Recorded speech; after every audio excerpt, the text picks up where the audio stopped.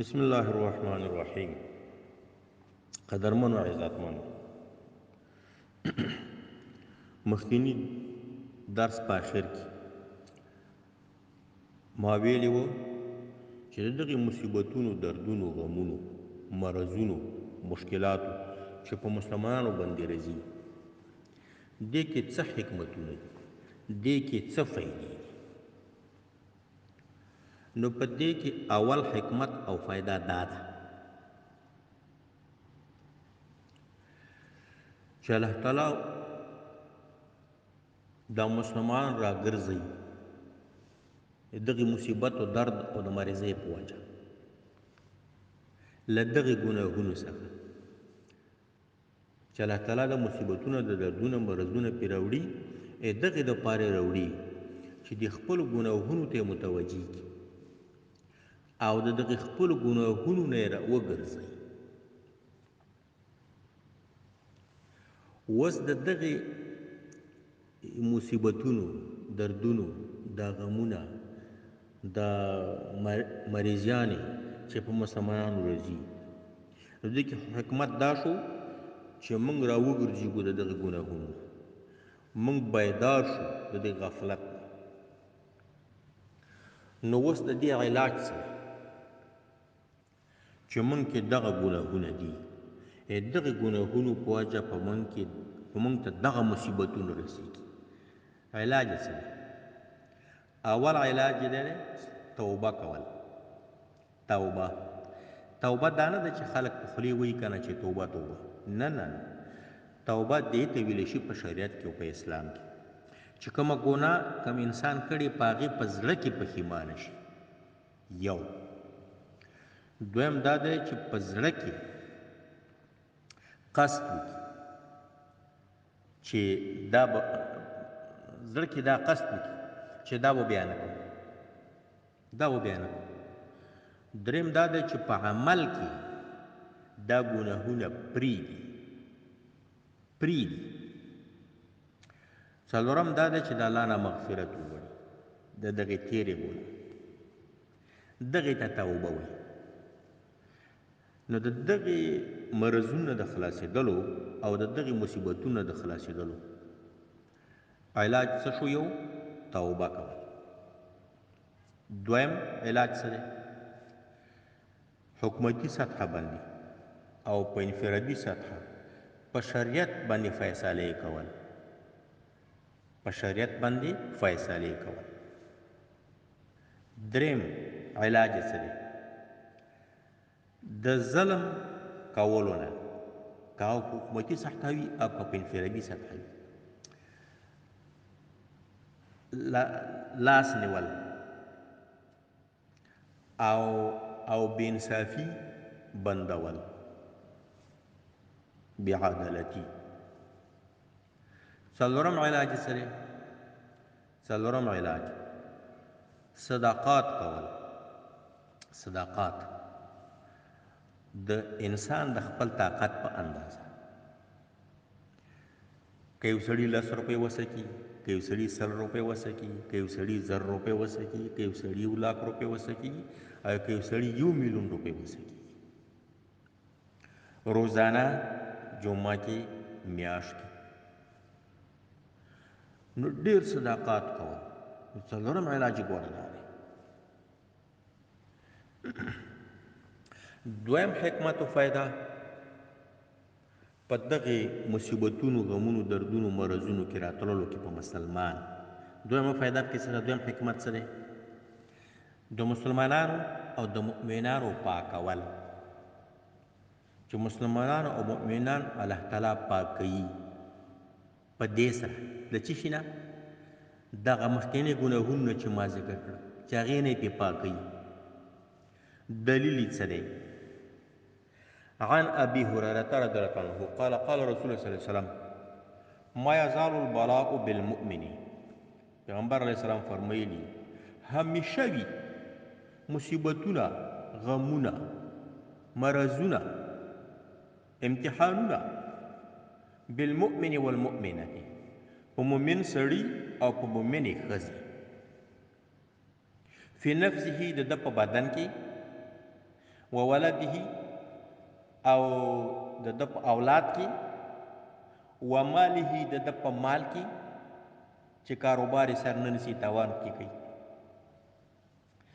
نو مومن سړي باندې په مومنې ښځې باندې همیشه وي دا مصیبتونه د امتحاناتو غمونه دردونه مرضونه یې څه دپاره تر څه وخته پورې حتی تر هغه وخته پورې یلقى الله تعالی چې دی مخامخ کېږي د الله تعالی سره یعنې تر د مرګ تر وخته پورې. فایده پکې څه ده حکمت پکې څه دی خوشخبري څه ده وما علیه خطیئه نوي په ده باندې هیڅ قسم ګناه د ټولو ګناهونو نه دی په دې باندې پاک شوی وي. رواه الترمذي.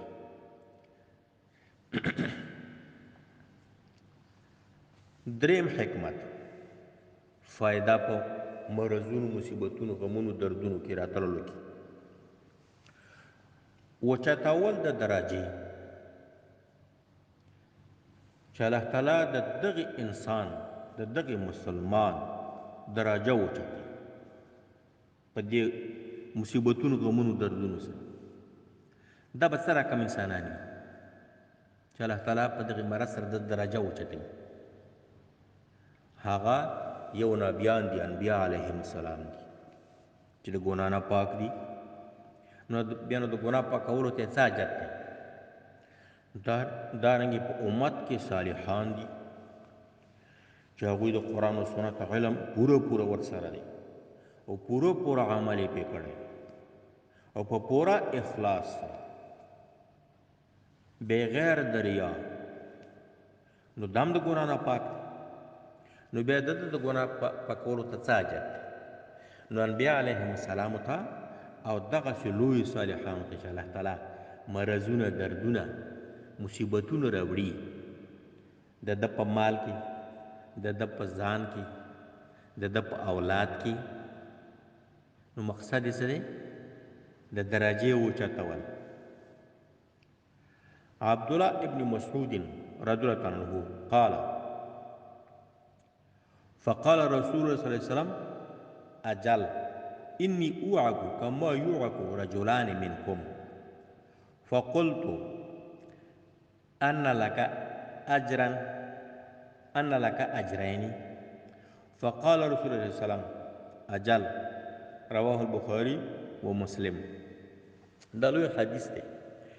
نبی کریم علیه الصلاة والسلام مریضو په مرض وفات کې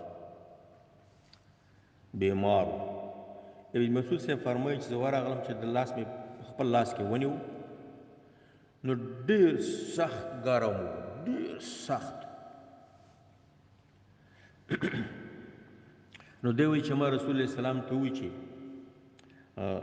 ستا خو دا تبه چې ده ډېره زیاته ده ډېره زیاته. نو رسول الله سلام وفرمایل او انی اوعک زه تبې نیولی یم زه تبې نیولی یم لکه د محرقې او د کورونا.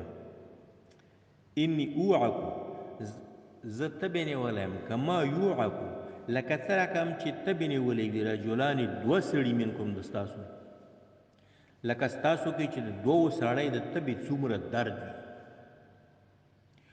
نو دغسې په ما کې یوازې د دغې تبې درد دی. نو فقلت ما ورته وي چې ان لک اجرین تا دپاره د دې وجه نه چې تا دپاره ډبل اجر دی دوه اجره دي درجه دې اوچتېږي. فقال رسول الله صلی الله علیه وسلم اجل او دا د همدې وجې نه چې ما ته الله تعالی ډبل اجر راکوي زما درجات اوچتوي. عن ابي هريره رضي الله عنه ان النبي صلی الله علیه وسلم قال ان الرجل یو سړی تكون له المنزله وی د دپاره یوه درجه عند الله د الله په نیز باندې یو سړي دپاره د الله په نیز باندې په جنت فردوس کې یوه مرتبه مقرره ده یوه درجه ورته مقرر ده، خو فما یبلغها، خو دغه سړی نه رسیږي دې درجې ته، دې مرتبې ته بعمل په عمل کولو. یعنې څومره منځونه، روژې، زکاتونه، نفلونه، تهجدونه، جهادونه او څه اعمال چې کوي، دی په هغې اعمالو باندې هغې درجې ته نشي رسېدلی چې څومره الله تعالی ورته مقرر کړي. نو فلا یزال، نو همیشه وي الله تعالی یبتلیه چې مبتلا کوي دلره، امتحانوي دلره، بما په هغې مرضونو، په هغې دردونو، په هغې مصیبتونو، یکرهو چې دی بد ګڼي، قسم قسم سخت مرضونه چې دی بد ګڼي، خو الله تعالی په هغې باندې اخته کوي، په امتحانوي. څه دپاره؟ حتی یبلغه، تر دې پورې چې ورسوي الله تعالی ده لره ذالک، دغې مرتبې ته پرې ورسوي. رواه الحاکم و ابن حبان فی صحیحه. نو د دې حدیث نه معلومه شوه چې د انبیاو او د صالحینو چې څومره سخت مرضونه، څومره سخت امتحانات او مصیبتونه پرې راغلي، هغه د څه دپاره پرې راغلي؟ چې هغه لوړې مرتبې ته یې ورسوي. نو دا څومره د خوشخبرۍ خبره ده چې د عامو مسلمانانو لپاره دغه مصیبتونه، دردونه، غمونه د څه دپاره دي؟ دغې دپاره دي چې دی د دنیا نه پاک آخرت ته وځي. او د صالحانو دپاره د دې دپاره چې دوی درجات پرې اوچت شي. نو الله تعالی دې په دې موجوده وخت کې د الله تعالی نه سوال کوو، د الله تعالی د اسماء و صفاتو په وسیله چې په مسلم امت باندې هر سخت مرض، او بیا خصوصا د موجوده سخت مرض چې څوک پې مبتلا شوي نه دي، یا الله ته هغوی ته نه په کامل امن و امان و حفظ کې وساته.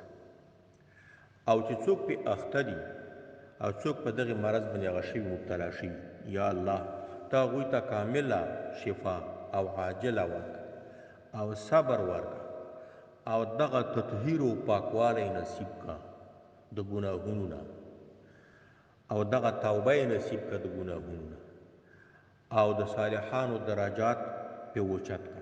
السلام علیکم ورحمة الله وبرکاته.